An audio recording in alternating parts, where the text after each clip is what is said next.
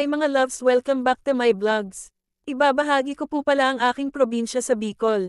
Mga loves, panoorin nyo ito, ang ganda ng tanawin dito, halos walang bahay, puro gubat ang aming nadadaanan dito. Ito ang buhay namin dito, mayroon din kaming sariling service sa tuwing kami ay baba ng bayan kung kami ay bibili ng mga kailangan namin sa araw-araw. Nakaluwag-luwag na din ang nanay ko. Kaya ito may magarang sasakyan na siyang nakuha, ha. Tawag dito ay top-down. O di ba mga loves, super nice ang tanawin dito, feel fresh and free stress pa at walang gaanong bahay at mga sasakyan na nakakasalubong sa daan, hindi ka mai-stress sa traffic.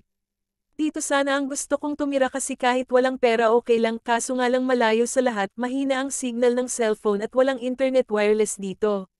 At malayo pa sa hospital, 2 oras ang biyahe at wala din doctor good for asawa ko like sa pain management ganyan etc.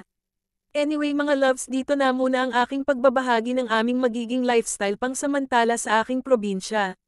Salamat sa inyong panonood. Ingat kayong lahat at yung hindi pa nakapindot ng button ko, beke nemen palambing hehe.